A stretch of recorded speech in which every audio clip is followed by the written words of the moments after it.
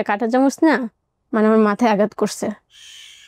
তো এই বাসার থেকে বেরোতে পারবি না, বেরোলে তোর জানে মেরে ফেলবো। সুকেসে তালা মেরে রেখে যেত। তো আপনার খাওয়া দাওয়া? মায়ের ভয় আমি আমার বাবাকে ডাক দিতে পারি নাই। চিন্তা করে দেখেন কত বড় অ্যাটম বোমা, আখেরাতের কত বড় অ্যাটম বোমা আপনাদের মাথার উপরে। তোকে তো বিক্রি করে দেওয়া গেছে, তোকে আর কোনো সময় নিয়ে যাবো না। মানে গায়ে কোনো কাপড় ছিল না আপনার? না, কাপড় পর্যন্ত আমাকে খোলা রেখে দিছে। বান্দার হক এতটাই বিপজ্জনক, এতটাই ডেঞ্জারাস, আল্লাহ এটা মাফ করবে না। আসসালামু আলাইকুম প্রিয় দর্শক এবং শ্রোতা, আল্লাহ সর্ব অবস্থায় আমাদের সবার মঙ্গল করুন সবসময়ের মতো সেই দোয়া এবং শুভকামনা জানিয়ে শুরু করছি আপন ঠিকানার বেসিক ভিডিও। আমি কিবরিয়া রয়েছে আপনার সঙ্গে এবং আপনারা দেখছেন সামাজিক যোগাযোগ মাধ্যমের জন্য নির্মিত অনুষ্ঠান স্টুডিও অফ ক্রিয়েটিভ আর্টসের, বা আমাদের সংক্ষিপ্তভাবে যদি বলি সকার, সামাজিক যোগাযোগ মাধ্যমের জন্য নির্মিত অনুষ্ঠান আপন ঠিকানা। আমি কথা বাড়াবো না, যে বোনটি আজকে আমার সঙ্গে রয়েছে তার সম্পর্কে জানার চেষ্টা করব। আর এই অনুষ্ঠানে আসার জন্য খুবই সহজ নিয়ম, আপনারা আমাদেরকে ইনবক্স করতে পারেন, আমাদেরকে ফোন করতে পারেন, আমাদেরকে মেইল করতে পারেন। তো কে রয়েছে আমাদের সঙ্গে একটু জানার চেষ্টা করি। নাম কি আপনার? দুঃখিনী। দুঃখিনী নামটা কি বাবা মায়ের দেয়া? জি। বাবা মায়ের দেয়া নাম দুঃখিনী। নাম চেঞ্জ হয়েছে পরে? হ্যাঁ। এখন বর্তমান নাম কি? শিখা। শিখা। বাবার নাম কি ছিল আপনার? মির্জা আলী।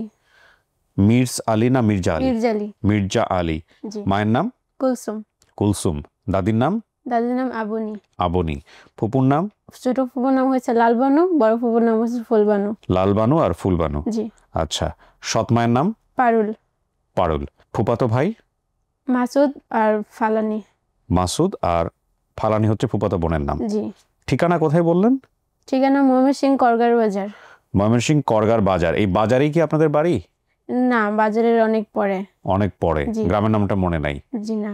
এই বাজারে আসছেন কখনো? না, কখনো যাই নাই, শুধু নামই শুনছি। নামই শুনছেন। তো দুঃখিনী, গল্পটা একটু বলেন আমাদেরকে যে কি হয়েছে।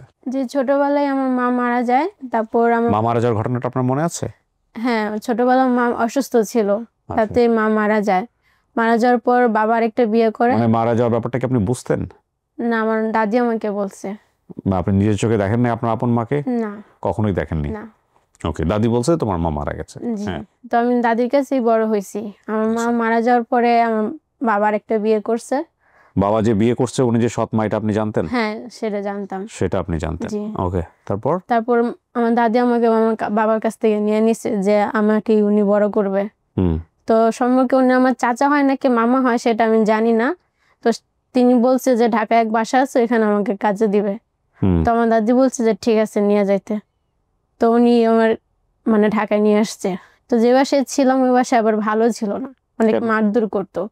ওনারা দুই স্বামী স্ত্রী ছিল, বাসায় ঠিকভাবে ওনারা থাকতো না, খাওয়া দাওয়া মানে কোনো কিছুই হইতো না, খুবই কষ্ট দিয়েছে। মানে ওনারা থাকতো না, রান্না বান্না তেমন একটা হতো না? না।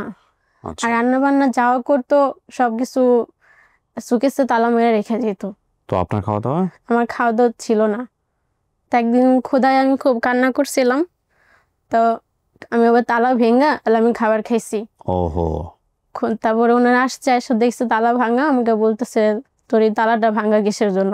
আর আমি বলছি যে আমি খাবার খেয়েছি, আমার ক্ষুধা লাগছিল। তো এই কথা বলার পর উনি আবার আমাকে মানে একটা কাঁটা চামচ না মানে আমার মাথায় আঘাত করছে। তো তখন থেকে আমি অনেক কান্না করছি, খাবার তো দেয়নি। তারপর কিচেনে আমার বন্ধ করে রাখছে। ওহো। কিচেন থেকে আর আমাকে বের হইতে দেয় নাই। তো প্রায় এরকমই 2 দিন আমি কিচেনেই বন্ধ ছিলাম। তো তারপর আচ্ছা, এই কাজটা কি করছে ওই বাসার মহিলা নাকি? হ্যাঁ, ওই মহিলা। তো মহিলা করলে ওই ভদ্রলোক কিছু বলে নাই যে ওনার হাজবেন্ড? ভদ্রলোক বাসায় তেমন থাকে না। আচ্ছা। উনি সপ্তাহে বা মাসে একবার আসে, আসে আবার চলে যায়। আচ্ছা, তারপরে 2 দিন এভাবেই কিচেনই বন্ধ করে রাখছে? হ্যাঁ। বাথরুম ছিল, বলছে বাথরুম ডাকলে তুই আমাকে বলবি, তুই বাথরুমে যাবি, এছাড়া তো বেরোতে পারবি না? এছাড়া বেরোতে দেয়নি আমাকে। সামান্য এই খাবারটুকু খাওয়ার জন্য? জি। আমাকে যখন মারছে তখন আমার মাথায় কাটা চিহ্নটা এখন আছে। তারপরে আমি একদিন কারেন্ট চলে যায়, মানে পালানোর ব্যবস্থা করছি, কারেন্ট চলে যায়, তখন আমি বেরোনোর চেষ্টা করছি। তো তখন সকাল ভোর 6টা বাজে বেরোইছি, তো নিচে যাই আমি আটকা পড়ে গেছি। নিচের মেন গেট তালা দেওয়া ছিল। তো উনিও আবার সাথে সাথে নেমে আমাকে ধরে ফেলছে। ধরে নিয়ে যায় আবার অনেক মারধর করছে, যে বলছে তুই এই বাসার থেকে বেরোতে পারবি না, তোর বেরোলে তোর জানে মেরে ফেলবো। তো এই কথা শুনে আমি আর কিছুই বলি নাই, বসেছিলাম। ওনারা যে কোনো জায়গায় যেত আমাকে বাসায় রেখে যেত। আবার খাবারও ঠিকভাবে ছিল না, আর কাজ কাম যেগুলো দিত সেগুলো আমি করতে পারতাম না। তো তখন তো খুব একটা ছোট ছিলাম, কাজের একটা বুঝতাম না আমি। তো কাজ না করলেও আমাকে বকা দিত, মারধর করতো। তো আমি একদিন কান্দাকাটি করে আমি বলছি, আমাকে যে দেয়া গেছে ওনাকে ফোন দিয়ে বলেন আমি চলে যাব, আমি কাজ করবো না এখানে, আমি আমার দাদির কাছে যাবো। তাহলে উনি বলতেছে তোকে তো বিক্রি করে দেওয়া গেছে, তোকে আর কোনো সময় নিয়ে যাবো না। এই কথা বলছে ভদ্রমহিলা? জি। তখন আমি বলছি যে তাহলে আমার দাদিকে খবর দেন, আমার দাদি এসে নিয়ে যাবো। কত দাদিও তোর এখান থেকে নিয়ে যাবো না, তোর দাদি তো জানে না যে তোর বিক্রি করে দিয়ে গেছে, যে দিয়ে গেছে উনি আর তোর কোনোদিন তোর পরিচয় দিব না। তো এইগুলো বলার পর উনি চলে যায়। চলে যাওয়ার পর আমি আবার একদিন মানে মেন রোডের সাথেই ওনাদের বিল্ডিং, তো আমি বারান্দায় বসে বসে কান্না করতেছি। তখনই দেখি যে আমার বাবা রিক্সা চালায়, মানে রিক্সাটা থামাইছে বাড়ির সামনে। জি। তখন আমি যে বাবাকে ডাক দেব যে আমি এখানে আসি, উনি আমাকে এমনই মারধর করতো, সেই মায়ের আমি খুব ভয় পাইতাম। মায়ের ভয়ে আমি আমার বাবাকে ডাক দিতে পারিনি। ওহো। আমার বাবা চলে গেছে, কিন্তু আমার মাথায় তো আর এটা ঢুকে নাই যে বাবাকে ডাক দিলে তুমি বাবার কাছে চলে যাবো। আমি যখন এখন বুঝতে পারি যে আমি তখন বাবাকে কেন ডাক দিলাম না। তো এরপরের থেকে আমি মানে খুব চেষ্টা ছিলাম যে আমি আমার বাবাকে খুঁজে নিব, কিন্তু আমি তো বেরোতে পারি নাই যে খুঁজে নিব, আর পাইও নাই। আমি খুঁজছি, অনেক খুঁজছি বাবাকে, যেহেতু আমার বাবা ঢাকায় আছে তাহলে আমি পাবো বাবাকে, পাইনি বাবাকে। তারপর একদিন হঠাৎ করে, সেদিন শুক্রবার ছিল, শুক্রবারের দিনই আমি মানে কারেন্ট চলে যায়, ভিতরের রুমে থাকতো তো খুব অন্ধকার ছিল, তো উনি আবার পাশের ফ্ল্যাটে গেছে লাইট আনার জন্য।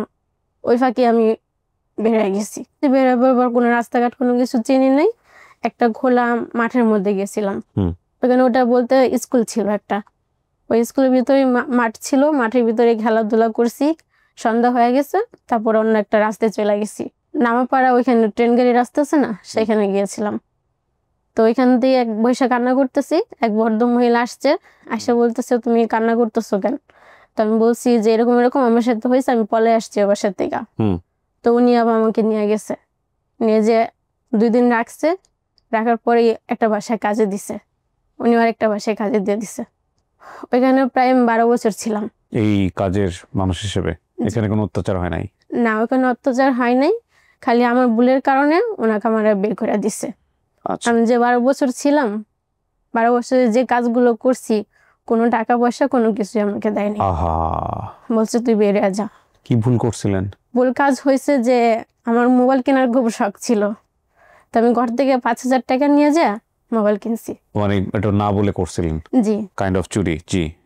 তো এই ভুলটার কারণে তারা আপনাকে কোনো টাকা পয়সা না দিয়ে বের করে দিছে, এমনকি গায়ের একটা জামা কাপড় আমাকে দেয় নাই। সরি বলেন নাই ওদেরকে যে আমার ভুল হয়ে গেছে এটা বলেন? হ্যাঁ আমি বলছি, এরপরেও মানে শুনেন নাই আমার কথা। এছাড়া আর কখনো করেন নাই তো, শুধু এই টাকাটাই করছিলেন? জি। যাই হোক, মন্তব্য করতে চাই না, তবে এটা উচিত হয় নাই। যদি ওর কথা সত্যি হয়ে থাকে তাহলে উচিত হয় নাই। এখন এটা একপাক্ষিক শোনা। শুধু এটাই না স্যার, আরো কোনো কারণ আছে, কারণ আমার মাথার চুল পায়া পর্যন্ত ছিল। ওনার এক ছোট মেয়ে আছে, নাম সামিয়া। উনি আবার কি করছে, মানে ওনাদের সাথে আমি একটু বিয়াদবি করছি দেখে উচ্চ গলায় কথা বলছি, তার জন্য উনি কি করছে, বটি নিয়ে আমার সে চুলগুলো কেটে দিছে। আচ্ছা। চুল একদম ছেলেদের মতন ছোট বড় করে কেটে দিছে, এমনকি আমার সাথের কাপড়গুলো রেখে দিছে। আমাকে যে পাইছে উনি ওনার কাপড় দিয়ে আমাকে পেঁচে ওনার বাসায় নিয়ে গেছে। মানে গায়ে কোনো কাপড় ছিল না আপনার? না, কাপড় পর্যন্ত আমাকে খোলা রেখে দিছে। পাইলো কিভাবে আপনাকে তাহলে আরেকজন? আপনাকে রাস্তায় বের করে দিছে? না, তাহলে যখন আমি ওদের বাসায় ছিলাম। হ্যাঁ না, কিন্তু আপনি বাসা থেকে যখন বের হয়ে আসলেন তখন বলছে আপনার গায়ের কাপড়ও দেয় নাই ওরা? না। তাহলে তো একবারে উলঙ্গ অবস্থা। হ্যাঁ। তো উলঙ্গ অবস্থা কি হয়েছে? যে আবার আমাকে পাইছিল উনি আবার ওনার কাপড় দিয়ে আমাকে। তো উনি কোথায় পেয়েছে আপনাকে? উনি তো আমাকে ওই রাস্তায় পাইছিল। তাহলে উলঙ্গ অবস্থায় আপনাকে বের করে দিয়েছে রাস্তায়? হ্যাঁ, মানে ওনাকে ডাকছে, ডাকে বলতেছে যে আপনার মেয়েকে আপনি নিয়ে যান, আমরা ওনাকে রাখবো না, আমাদের কাছ থেকে টাকা নিয়ে মোবাইল। ওহো, আমার খুবই ভয়ানক, খুবই ভয়ানক। ওই পরিবারকে চেনেন আপনি এখন? জি, এখনো আছে, এখনো আছে। এখন আমার বিয়ে হয়েছে প্রায় 4 মাস হয়েছে, তো ওনার কাছ থেকে আমি টাকা চাইছিলাম যে আমার বিয়ে হইতেছে, কিছু টাকা দিলে ভালো হইতো। তাহলে ওনারা বলছে তোর আমি 1 টাকাও দিব না, তুই আমাদের কিছুই লাগস না। তাহলে আমার মা যে মানে যাকে আমি মা ডাকছি উনি বলতেছে তুই যে তো বড় হয়েছিস ওই বাসায়, তো ওদের তো কিছু দেওয়ার উচিত, চল না এলে যাই। তো গেছিলাম ওনাদের বাসায়, যা বলছি, কান্দাকাটিও করছি যে আমার ভুল হয়ে গেছে, আমি যা খারাপ ব্যবহার করছি তাদের জন্য আমি মাপ চাই, আমার বিয়ে হন সামনে, আমাকে কিছু টাকা দেন। তো ওনারা ডাইরেক্টলি মানা করে দিছে যে না, তোকে কোনো টাকা পয়সাই দিব না। আপনি 5,000 টাকা যে চুরি করছিলেন ওদের ওখান থেকে, জি। এই 5,000 টাকা ওদেরকে দিয়ে দিন। আপনাকে এই পরামর্শ দেওয়া ছাড়া আমার কিছু বলার নাই। আর যেহেতু এটা আপনার একপাক্ষিক বক্তব্য, আল্লাহ খোদা বিশ্বাস করা মানুষ তো তারা, জি। হ্যাঁ, সত্য না মিথ্যা আমি জানি না, হয়তো আপনার পক্ষে বিপক্ষে যদি বলা শুরু করা, হয়তো ওদের পক্ষ থেকে অনেক কিছু বলার আছে, জি। কিন্তু যুক্তি এখানে খুবই দুর্বল হবে এই কারণে যে 12টা বছর একটা বাসায় এই মানুষটা থেকেছে, নিশ্চয়ই ভালো গুণ ছিল যে কারণে থাকছে। সুতরাং এটা একটা ভয়ঙ্কর রকমভাবে বিপদের মধ্যে তারা থাকবে যদি এই কাজ তারা করে থাকে। আমি আবারও বলছি, যদি যে তারা এই ওনার যে 12 বছরের যে পেমেন্ট সেটা যদি না দিয়ে থাকে, এটা হচ্ছে বান্দার হক।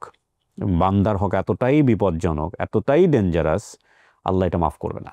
এবং আল্লাহ এটা একদম ডিক্লেয়ার করে দিয়েছে যে তুমি যদি আমার হকের কোনো কিছু একটু ওদিক ওদিক করো, ঠিক আছে, এটার জন্য আল্লাহ মাফ করবেন, আল্লাহ ক্ষমাশীল। কিন্তু মানে প্রথমেই বলেছেন আর রহমানুর রহিম, তাই না? আমরা এমন একজন সৃষ্টিকর্তার সেবা করি, এমন একজন সৃষ্টিকর্তার দাসত্ব করি যিনি আর রহমানুর রহিম, তিনি ক্ষমাশীল।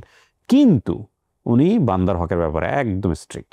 মানে এটা তো উনি যদি মাফ করেন তাহলে ওনার কাছ থেকে মাফ নিয়ে আসে, উনি যদি মাফ করেন তাহলে এটা। তাহলে আপনারা চিন্তা করে দেখেন কত বড় অ্যাটম বোমা, আখেরাতের কত বড় অ্যাটম বোমা আপনাদের মাথার উপরে। যাই হোক, এইটা একটু আমার মনে হয় চিন্তা ভাবনা কইরান আপনারা যদি এই কাজটা করে থাকেন। এইরকম একটা ঘটনা ঘটেছিল আপন ঠিকানা কিছুদিন আগে।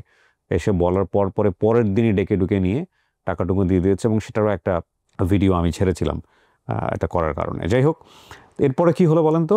বিয়ে শাদী কি আপনি নিজের মতো করেই করছেন?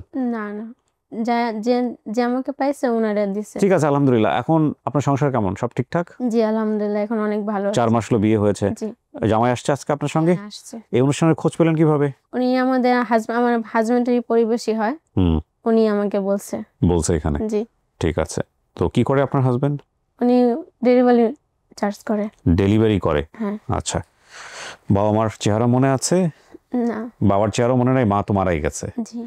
আর দাদি তো বেঁচে আছে কিনা আমরা জানি না, কিন্তু এতগুলো নাম যেহেতু আপনার আছে, সুতরাং এটা নিয়ে ভালো একটা রেজাল্ট আসলেও আসতে পারে। প্রিয় দর্শক এবং শ্রোতা, ওর নাম দুঃখিনী, ওর বাবার নাম মির্জা আলী, ওর মায়ের নাম কুলসুম, ওর দাদির নাম আবনী, ফুপুর নাম লালবানু, আরেক ফুপুর নাম ফুলবানু, সৎ মায়ের নাম হচ্ছে পারুল, ফুপাতো ভাইয়ের নাম হচ্ছে মাসুদ, ফুপাতো বোনের নাম হচ্ছে ফালানি। ওর ঠিকানা হচ্ছে করগার বাজার, ময়মনসিংহ। এই করগার বাজারের আশেপাশে কোন একটা গ্রামে ওর পরিবার থাকে, এবং এটা খোঁজ করলে পাওয়া যাবে। শরীরে চিহ্ন আছে, এবং এছাড়াও আর হয়তো কিছু স্মৃতি আছে যেগুলোতে সামনাসামনি যদি পরিবার কেউ দাবি করে আসেন তাহলে হয়তো ওনারা কথাবার্তা বলে বুঝিয়ে তারপরে নেবেন। দেখুন, আমি শেষ বেলাতে এসে একটা কথা বলি, সেটা হচ্ছে যে সন্তান হারিয়ে যায়, ম্যাক্সিমামকে 99% আমি পেয়েছি সেই সব সন্তানদের কোনো সমস্যা থাকে না, এবং 99%ই হচ্ছে তার পরিবার দরিদ্র। এই কারণে এই যে ভিকটিম জন্মের পর থেকেই বুঝে ওঠার আগেই তারা, যেখানে শিশুর একটা কোমলমতি শৈশব হওয়ার কথা ছিল, কোমলমতি শিশুদের অদ্ভুত সুন্দর একটা শৈশব হওয়ার কথা ছিল, সেখানে তারা ভয়ঙ্কর রকমভাবে নিষ্পেষিত একটা পরিবেশের মধ্য দিয়ে বড় হয়। তো এই সব বাচ্চাদের, আমরা যারা প্রিভিলেজড চাইল্ড, আমরা যারা জন্মের পরেই বাপ মায়ের কাছ থেকে সাপোর্ট পেয়েছি, পারিবারিকভাবে সাপোর্ট পেয়েছি, আমরা জন্মের পরে যদি এই ব্যাকওয়ার্ড মানুষ যারা, পিছিয়ে পড়া মানুষ যারা, তাদের প্রতি যদি কোনো দায় অনুভব না করি এবং জন্মগ্রহণ করেই যদি মনে করি যে না ফাইন, এইটা আমার রাইট, যা আমি পেয়েছি সবই আমার অধিকার, that is the wrong thinking, very wrong thinking. হ্যাঁ, আল্লাহ আপনাকে অনুগ্রহ করে ওই পরিবারে দিয়েছিল বলেই আপনি এদের কষ্টগুলা হয়তো আপনার লাইফে নাই, কিন্তু এই কষ্টগুলো বোঝার কথা আপনাকে বারবার বলা হয়েছে। সো বোঝাটা খুবই জরুরি। আমি এই পরিবারটিকে বিশেষভাবে অনুরোধ জানাতে চাই, যদি এরকম একটা ঘটনা ঘটেই থাকে, ওর পাওনাটা আপনারা পরিশোধ করে দেবেন, এটা আপনাদের প্রতি আমাদের রিকোয়েস্ট থাকলো। শেষ করছি একটা ভালো সংবাদের প্রত্যাশায়। আর কিছু বলবেন? জি না। একটা ভালো সংবাদের প্রত্যাশায়। আসসালামু আলাইকুম।